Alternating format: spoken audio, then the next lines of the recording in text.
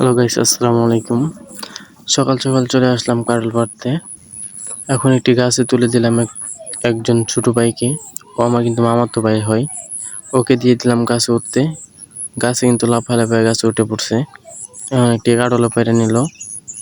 এখন কাঁঠাল কিন্তু ভাঙিয়ে খেয়ে ফেলতেছি। আরেকটি কাঁঠাল পারছে, ওটা হলো যে একটু কাঁচা।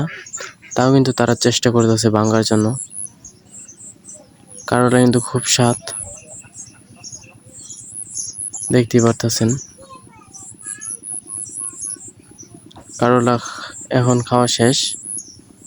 আমরা আর খাবো না কাঁঠাল, খাওয়া শেষ প্রায়।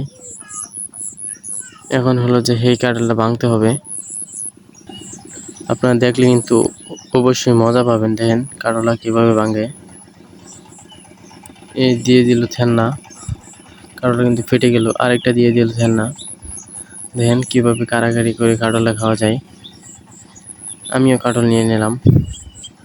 দেখেন এখন কিভাবে হয়, কাঁঠাল মিলামিলি হয়ে যাবে। এটা শুধু কিন্তু বিনোদন। দেখেন এখন কিন্তু কাঁঠালে কাঁঠালে হয়ে যাচ্ছে।